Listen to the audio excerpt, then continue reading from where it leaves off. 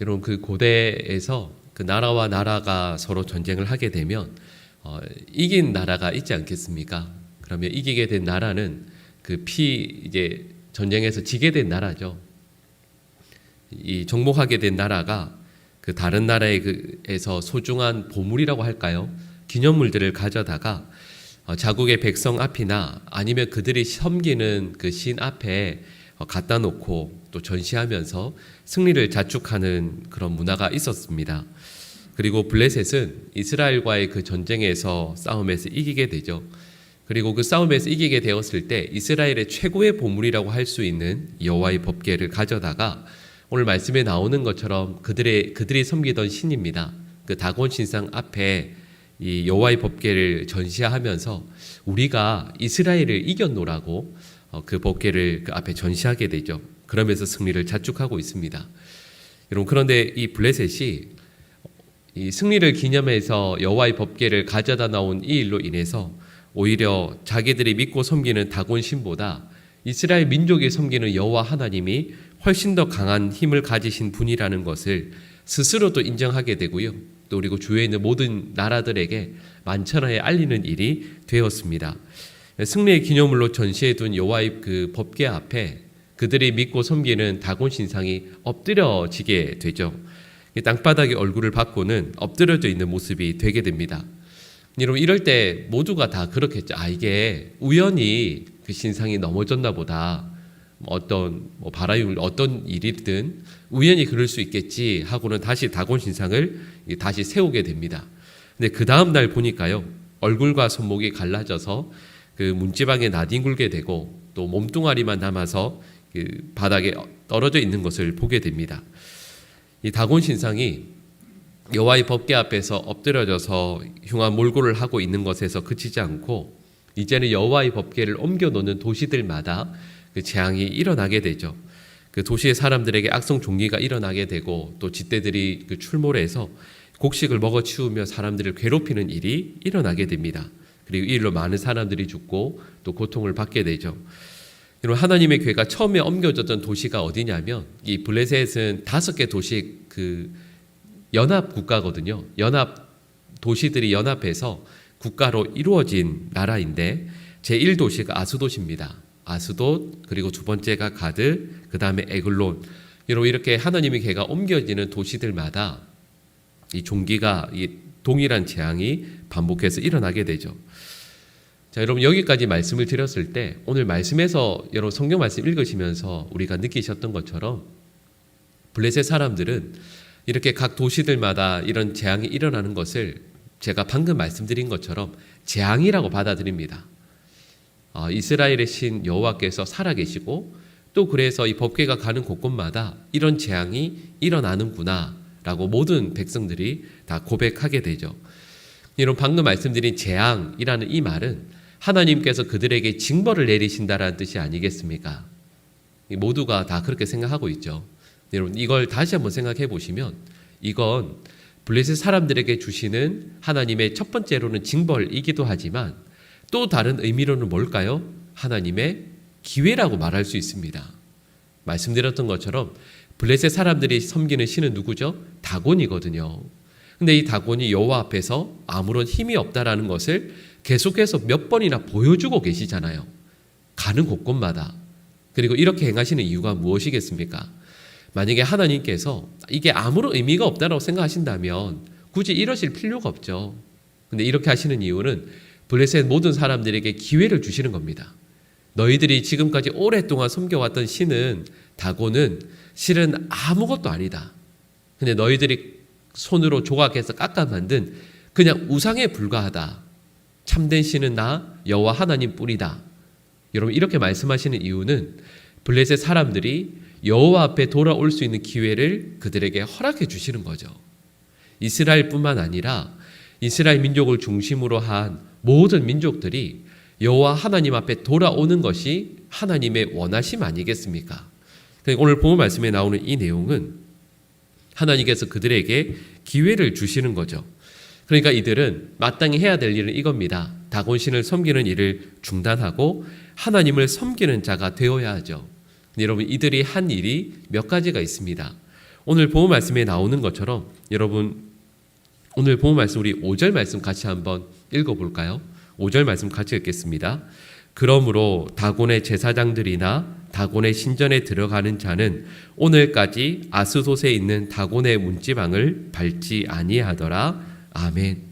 이 사람들이 보인 반응이 첫 번째가 뭐죠? 그 신전에 문지방을 밟지 않는 겁니다. 하나님께서 원하신 건 이들이 하나님 앞에 나오는 거거든요. 우리 성경적인 표현으로 하면 삶의 방향을 돌이키는 회개를 하고 하나님 앞에 나오는 거예요. 근데 이 사람들이 하고 있는 첫 번째 반응이 뭐냐면 그래도 우리 우상이 우리 신이 문지방에서 이렇게 넘어져 있었으니까 문지방을 우리는 밟으면 안 되겠구나 이런 생각을 하는 거죠.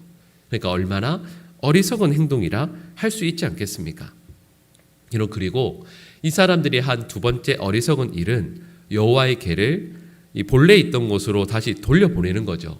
여러분 이건 맞는 말이라 할 수 있겠지만 그런데 하나님께서 명하신 곳에 있어야 하는 것이니까 이 여호와의 법궤는 원래 어디로 가야 되죠? 실로로 가야 되는 것 아니겠습니까? 근데 이 여호와의 법궤를 실로로 돌려보내는 이런 것이 아니라 자기들이 옆에 있는 다른 도시들로 계속해서 떠나보내는 일을 하고 있습니다. 여러분 이 사람들이 지금 하고 있는 건 말씀드렸던 것처럼 여호와 하나님을 믿고 섬기는 자들이 되어야 합니다. 하나님께서 우리에게 기회를 주시는 것이구나. 우리가 하나님의 백성인 이스라엘을 이렇게 했다라는 것, 그리고 하나님의 법궤를 이렇게 우습게 여겼다라는 것, 하나님을 지금까지 믿지 않고 우상을 섬겼다는 것에 그 삶의 방향을 돌이키며 회개해야 하지 않겠습니까? 그런데 여러분 오늘 본문 말씀에 나오는 블레셋 사람들의 신앙이라고 할까요? 이들의 믿음의 형태를 보면 이렇습니다. 여러분 이 사람들은 하나님의 능력의 권세가 어떤지 알아요. 지금으로 말하면 이런 거죠. 하나님이 살아계신 것도 알고 있고 천국과 지옥이 있다라는 것도 알아요. 하나님의 능력이 이러신 분이구나. 하나님께 살아계시구나. 그리고 하나님께서 우리에게 이런 것들을 원하시는구나라는 걸 알아요. 그런데 하나님을 섬기되 온전히 섬기는 건 거부해요. 하나님이 계신 것 아니까 이런 거죠. 예배 자리에도 참여를 해요. 근데 그게 끝이에요. 하나님의 뜻이 내 삶의 원함으로 나타나고 하나님의 말씀에 온전히 순종하는 그런 삶은 살지 않습니다. 그냥 이만큼 나 스스로가 요만큼 선을 긋고 요 정도에서 믿음 생활을 하고 있는 거죠. 근데 하나님께서 블레셋 사람들에게도 그러하셨지만 저희들에게도 원하시는 신앙의 모습 그리고 신앙의 수준이 있어요. 그건 하나님의 말씀에 온전히 순종하는 믿음의 사람이 되는 것이고 하나님 앞에 나아올 때마다 나의 마음을 찢고 통곡하며 주님을 내 삶의 온전한 구주로 모시고 나의 주인으로 모시고 하루하루 살아가는 거죠.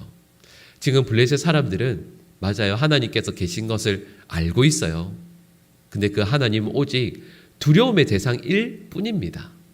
더 이상 어떤 나의 신이 되지 못하는 거죠. 하나님을 나의 온전한 하나님으로 섬기지 못합니다.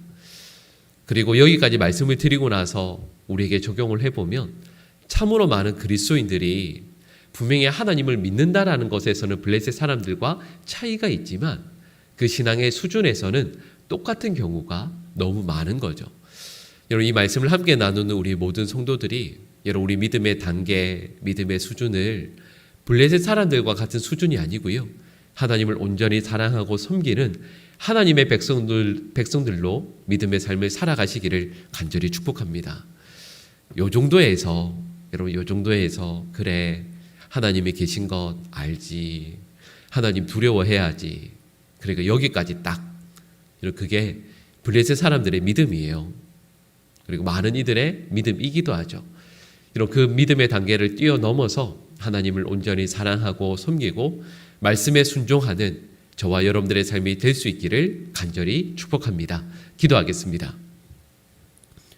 사랑의 하나님, 하나님께서 블레셋 사람들에게 원하셨던 그 믿음의 단계, 그 믿음의 걸음을 하나님 저희들의 일상의 삶 가운데에서 온전히 나타낼 수 있기를 간절히 원합니다.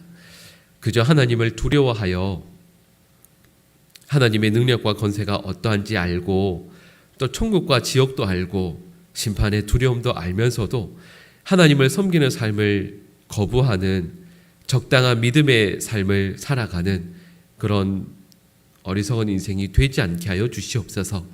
하나님, 저희들이 듣고 보고 경험하는 모든 일들을 통해서 하나님의 은혜를 체험하게 하시고 하나님을 사랑하게 하시고 하나님을 온전히 믿게 하시고 하나님의 말씀 앞에 바르게 서는 우리 사랑하는 모든 주의 백성들 될 수 있도록 하나님, 저희들의 걸음걸음을 인도하여 주시옵소서. 오늘 하루의 삶을 하나님께서 선하게 인도하여 주실 것을 믿습니다. 하나님, 저희들의 삶에 실은 두렵고 걱정해야 할 일들이 너무 많이 있습니다. 하나님, 참으로 많이 있습니다. 그리고 그 무서운 일이, 그 두려운 일이 우리의 마음을 다 사로잡아서 하나님, 순간순간 말씀을 읽고 또 하나님의 말씀 앞에 서고 말씀 가운데 우리에게 주신 것처럼 평안과 기쁨을 누리고 감사하고 찬송하고 우리의 삶을 하나님께 온전히 내어 맡겨드리는 그런 믿음의 삶을 살아야 하는데, 하나님, 그 모든 것들을 다 빼앗겨버리고 또 제대로 하지 못하는 순간들이 너무 많음을 하나님 고백합니다. 하나님, 이 시간 하나님의 말씀을 온전히 붙들고 순종하길 원하오니 하나님, 저희들의 마음의 평안과 기쁨을 허락하여 주시옵소서. 말씀을 붙드는 자에게 주시는 온전한 감사와 평안을 허락하여 주시옵소서. 우리 모든 성도들에게 우리 주님 친히 함께하여 주셔서 오늘 하루 저희가 만나는 어떤 일들 가운데에서도 하나님께서 우리와 함께 계시니 넉넉히 감당하고 능히 이겨내는 우리 모든 주의 백성들 되게 하여 주시옵소서. 성도들의 삶의 그 가정의 삶의 자리를 위해 하늘의 은혜를 더하여 주시고 하나님께서 어떤 일들이라도 하나님 저희들과 함께하여 주셔서 능히 감당할 수 있도록 이겨낼 수 있도록 하나님 도와주시옵소서. 사랑하는 모든 성도들의 건강을 주님 지켜주시고 또한 가정 가운데 은혜 베풀어 주셔서 우리 사랑하는 가족들, 우리 믿음의 자녀들과 후손들 하나님의 은혜 가운데 굳건히 설 수 있도록 하나님 함께하여 주시옵소서. 우리 모든 성도들 하나님께서 그 마음과 그 심령을 강하고 담대할 수 있도록 주님 지켜주시옵소서. 오늘도 우리 주님 함께하여 주실 것을 믿고 감사하며 이 모든 간구를 예수님의 이름으로 기도드립니다. 아멘.